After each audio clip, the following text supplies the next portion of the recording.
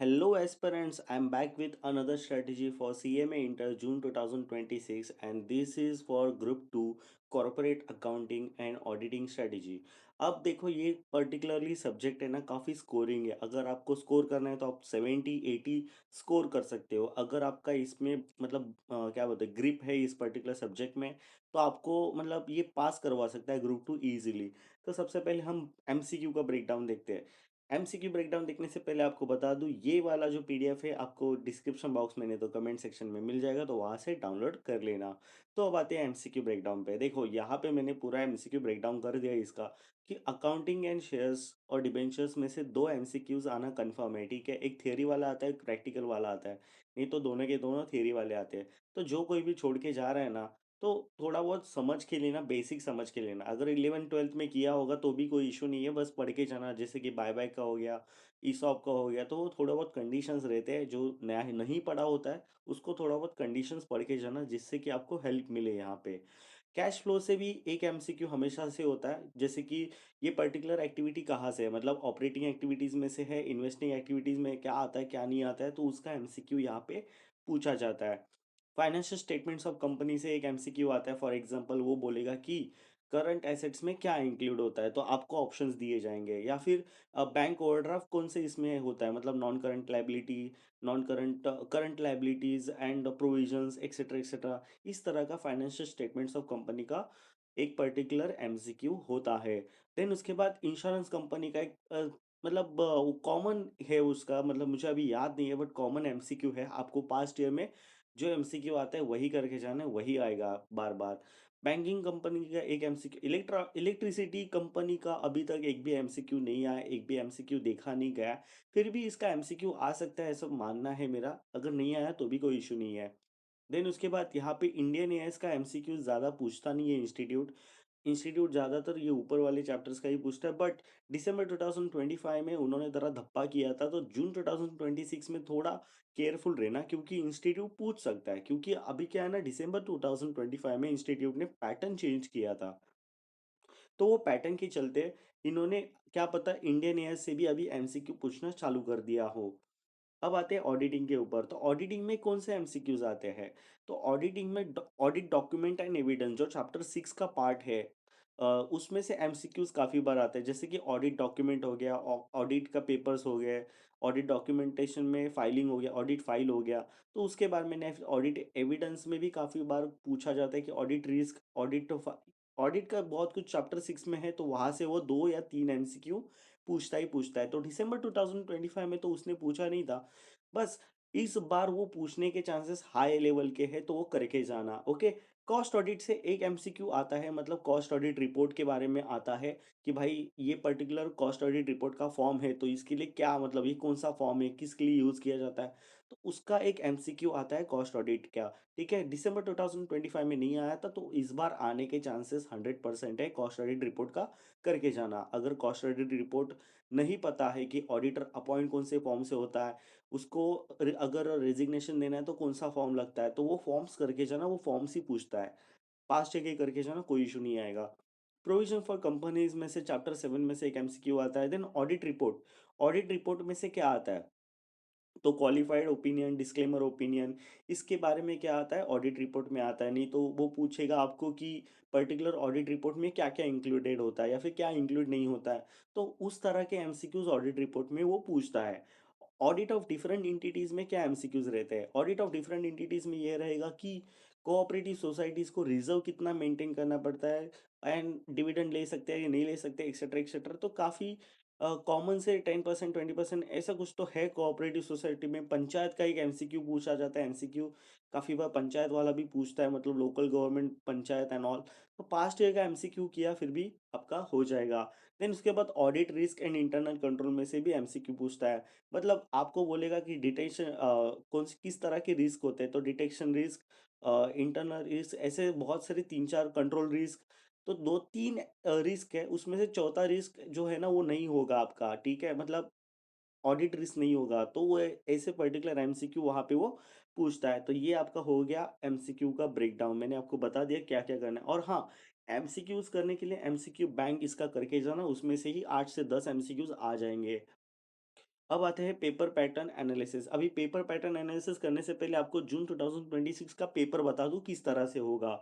यहाँ पे question number 2 जो है वो accounting of shares and debentures में से ही होगा, जो कि आपका जो कॉर्पोरेट अकाउंटिंग का चैप्टर है, accounting for shares and debentures, जो कि काफी बड़ा है, उसमें से ही क्वेश्चन आने के चांसेस है। देन उसके बाद फाइनेंशियल स्टेटमेंट ऑफ कंपनीज का, इसका तो फिक्स ही रहता है, इसको कोई चेंज नहीं करता। Then banking and insurance electricity में से क्वेश्चन, दो क्वेश्चन आएंगे। इंडियन एयर्स से इंडियन एयर्स का एक क्वेश्चन आता है एंड कैश फ्लो स्टेटमेंट का एक क्वेश्चन आता है। कैश फ्लो स्टेटमेंट का क्वेश्चन कंफर्म आता है, ठीक है, तो इंडियन एयर्स करके जाना। और यहाँ पे मैंने इंपॉर्टेंट इंडियन एयर्स मैंने यहाँ पे लिख दिए हैं कि भाई 22 33 एंड 2, ये काफी इंपॉर्टेंट इंडियन एयर्स है। देन उसके बाद चैप्टर 6 में क्या क्या आता है वो भी बता दिया आपको, audit risk, internal control, documentation etcetera, जो भी चैप्टर 6 में इंक्लूडेड होता है वो पर्टिकुलरली आ जाता है। चैप्टर 7 में ऑडिट ऑफ फाइनेंशियल आइटम्स को छोड़ के जो भी ऑडिट ऑफ फाइनेंशियल आइटम्स, अभी ऑडिट ऑफ फाइनेंशियल आइटम्स क्या होता है? ऑडिट ऑफ फाइनेंशियल आइटम्स मतलब प्रॉपर्टी हो गया, नहीं तो लोन्स हो गए, कि उसको वाउचिंग कैसे करेंगे, क्या करेंगे, तो वो पर्टिकुलर फाइनेंशियल आइटम हो जाता है। जैसे कि नॉन करंट लाइबिलिटीज हो गए, नॉन करंट एसेट्स हो गए, उनको वाउचिंग कैसे करेंगे, उनका प्रोसेस क्या है, तो उन उसको क्या बोलते हैं हम लोग, ऑडिट ऑफ फाइनेंशियल आइटम्स। तो उसको छोड़ के जो कि कंपनी ऑडिट है, उसमें कंपनी ऑडिट है चैप्टर 7 में, जैसे कि अपॉइंटमेंट ऑफ ऑडिटर, नहीं तो resignation of auditor, cost auditor का अपॉइंटमेंट, एक्सेट्रा एक्सेट्रा, उस तरह के क्वेश्चंस यहाँ पे चैप्टर 7 में पूछे जाते हैं। क्वेश्चन नंबर 7 में, चैप्टर 7 के दो क्वेश्चंस पूछे जाते हैं, जो कि एक पहला वाला क्वेश्चन रहता है ऑडिट ऑफ फाइनेंशियल आइटम्स। अब ऑडिट ऑफ फाइनेंशियल आइटम्स में क्या क्या होता है आपको बता दिया मैंने। वो बोलेगा कि वाउचिंग कैसे करोगे आप property and plant and equipment का। देन उसके बाद वो बोलेगा कि भाई सन्ड्री डेटर्स का वाउचिंग कैसे करोगे आप, वाउचिंग इन द सेंस कि आप उसको चेक कैसे करोगे, तो उसका एक प्रोसेस है। इन्वेंट्री का वाउचिंग कैसे करोगे, तो उसका एक प्रोसेस है, तो वो पूरा प्रोसेस यहाँ पे लिखना पड़ता है आपको। तो वो ऑडिट ऑफ फाइनेंशियल आइटम यहाँ पे कंपल्सरीली आता है, मतलब 100% आएगा ही आएगा। चैप्टर 7 से ये क्वेश्चन नंबर 7 ए के इधर आएगा ही आएगा। देन उसके बाद चैप्टर 7 का बी पार्ट, जो भी मैंने आपको बोला कि भाई चैप्टर 7 काफी इंपॉर्टेंट है ऑडिट करने जा रहे हो तो।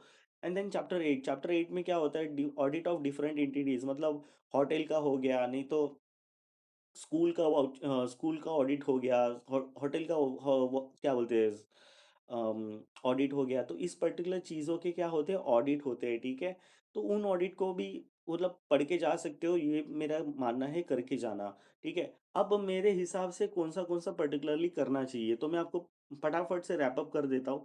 मेरे हिसाब से financial statement of companies question number 4 को करना चाहिए, क्वेश्चन नंबर 5 को करना चाहिए, एंड क्वेश्चन नंबर 6 नहीं तो 8 को, इन दोनों में से एक को कर देना चाहिए, ठीक है, और बाकी के क्वेश्चन छोड़ देना चाहिए, ऐसा मुझे लगता है। अब आते हैं हम लोग पेपर पैटर्न के एनालिसिस के ऊपर। देखो यहाँ पे दिसंबर 2025 को या फिर 3 अटेम्प्ट से अंडर राइटिंग का क्वेश्चन नहीं आया है, तो ये मान के मत चलना कि अंडर राइटिंग का क्वेश्चन नहीं आ सकता। इंस्टीट्यूट धप्पा करने के लिए आपको जून 2026 में अंडर राइटिंग का चैप्टर दे सकता है, तो अंडर राइटिंग का चैप्टर करना इंपॉर्टेंट है। एंड उसके साथ साथ में राइट शेयर का जितना भी पार्ट है अपनी बुक में वो करके ही जाना है, उसमें नो कॉम्प्रोमाइज, कोई कॉम्प्रोमाइज नहीं होगा, ठीक है। यहाँ पे इंस्टीट्यूट ने 2 बार बायबैक पूछा, प्रेफरेंस शेयर का भी पूछने के चांसेस है जून 2026 में, तो करके ही जाना।